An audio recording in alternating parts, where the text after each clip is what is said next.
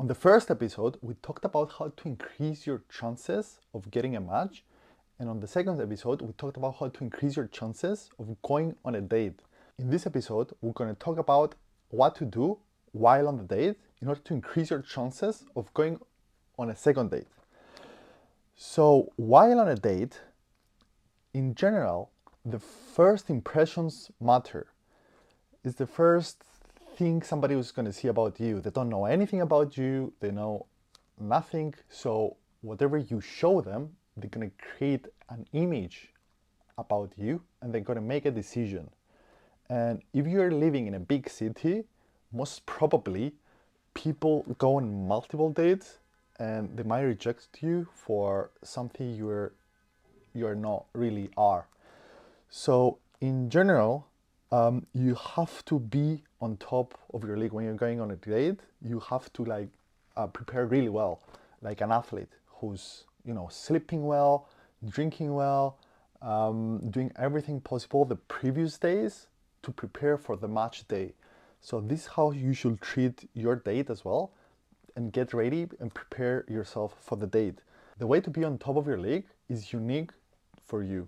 So for someone it might be sleeping well, for others might be like drinking before they go on a first date, for others is like a combination of things, like maybe listening to your favorite music before you go, dancing a little bit, boosting your energy, do a little bit of workout. So there's so many ways to boost your energy and be on top of your league before you go there, and not be dull and boring and low energy, whatever.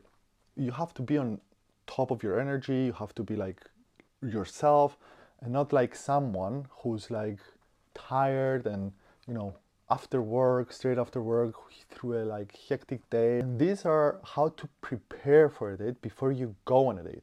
While on a date, then there's some tricks, not tricks, but there's some things where you can improve the quality of the date, let's say. But in general, you have to make them feel special or live in a positive note. First of all, I'm not saying to be different than you are. I'm saying being yourself, but the best version of yourself. On the date, in general, you want to make them feel good. How do you make them feel good or make them feel in a positive note? Is by being charismatic, make them feel special, or by buying, not buying separately, like offering to give them stuff, or listen more than talking. Like this is how you make them feel special. You listen, they will feel better after leaving the date, instead of just listening to you, what you have to say about boosting yourself, boasting yourself. Just go with the flows. We've done those mistakes, everybody's done those mistakes, but in general, how to make and try to find that one subject that sparks their interest, and then try to listen more than talking. This will make them feel special. And do some research before you go there. Go through your chat, see what they like, see what this sparks them. Or while on a date, speak, ask different questions to find out what sparks them. You will see their eyes light up, or they're talking more and more happy note, let's say. So when you find that thing, just don't change subject, don't talk about yourself or whatever. Try and nail that, ask them more questions, and you will see them be happier when they talk about themselves and their favorite subject.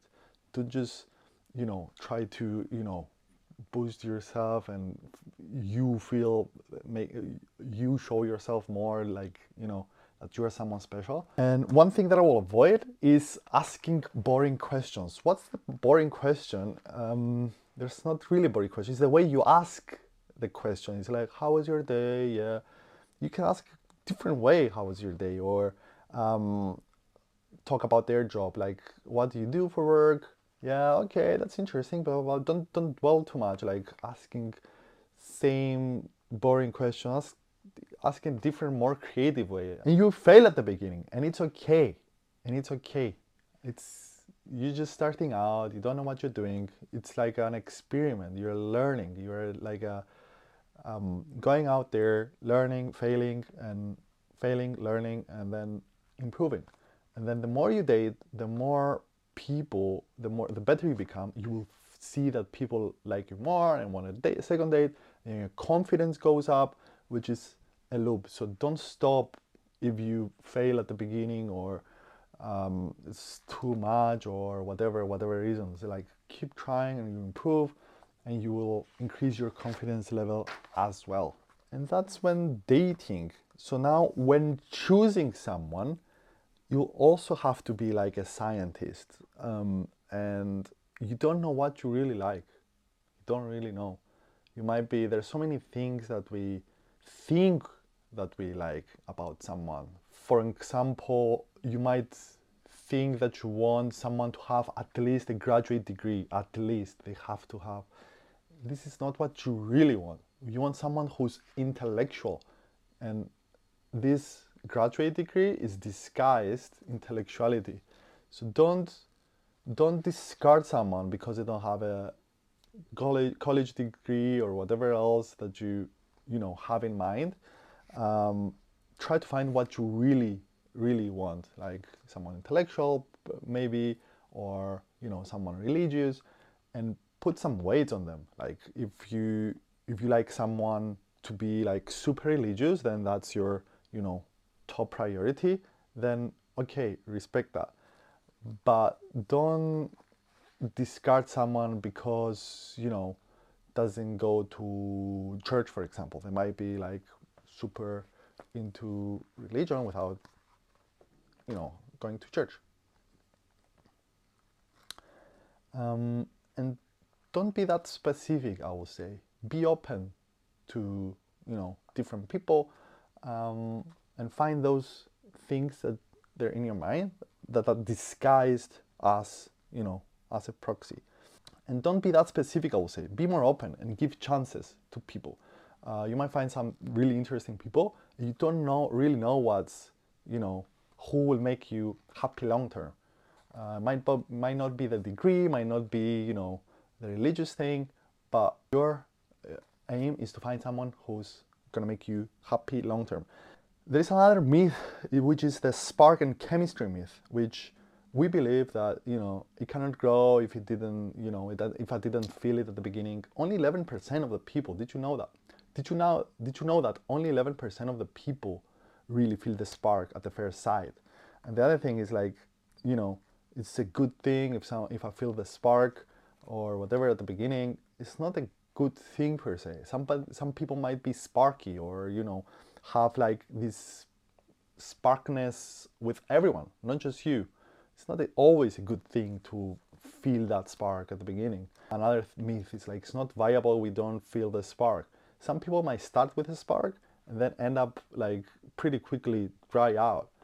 But some others might start, you know, some other people might, you know, build up the spark throughout the time, not at the first time, or the first date, or first few days, or the first few months as well. It can be built up.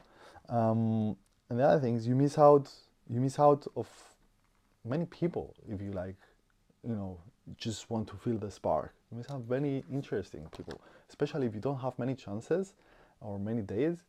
You don't want to discard all these people because you don't feel the spark.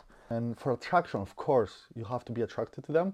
But if it's a little bit of attraction, then give a second chance. You might find out that the personality is like the best you've ever met. You can't just have it all. You can have it all, but you might try to wait 10 years to build up those things.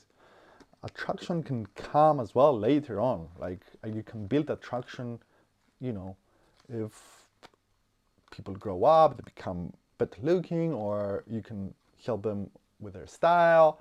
They might be open or whatever. Attraction can be built up with their personality, being like a super duper personality. So give chances in general. You don't have to be that strict and discard everyone if you don't feel, or you don't feel 100% attraction at the first date. So yeah, and there are three type of tendencies: the hesitator, the maximizer, and the romanticizer. And all these types of people make it harder for finding the person of your dreams, let's say, because the hesitator tries to be perfect before going on a date. You cannot be 100% perfect before going on a date. The maximizer wants to find the perfect person out there. So they will, like, you can't exhaust the whole pool of girls in the world. You don't have that much time, to find the one. And the romanticizer tries to find the soulmate. Like, it might be like 10,000 kilometers away from you. You might not even have the chance to meet them ever. It might be taken. Do you think that? And you don't want to be one of those maximizer, hesitator, or romanticizer. Just go on dates if you're a hesitator. Just go one date. You don't have to be perfect. Or if you're a maximizer, you can't just exhaust the whole pool of girls out there or guys. Or if you're like a romanticizer, usually women, they romanticize like finding the soulmate, the perfect mate, whatever. You can't just, wait for them. It might be taken or far away. You might not have the chance or access to them. And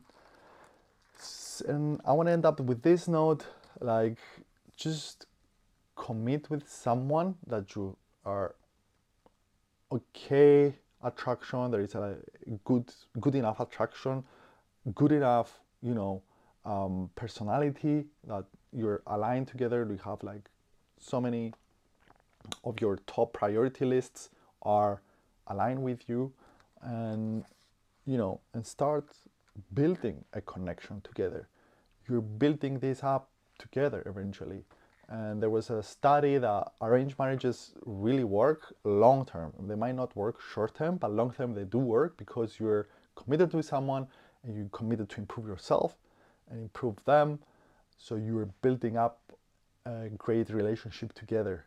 So at the end of the day, it takes time to build something together. You can't just feel it straight away from the first few dates. And that's what I had to say for increase your chances of getting a second date and give chances to people in order to go on second and third and fourth and fifth date in order to get to know them better. I hope I helped someone today because this is what I'm struggling with at this period of my life as well. And yeah, I'll leave it there. Thank you for watching.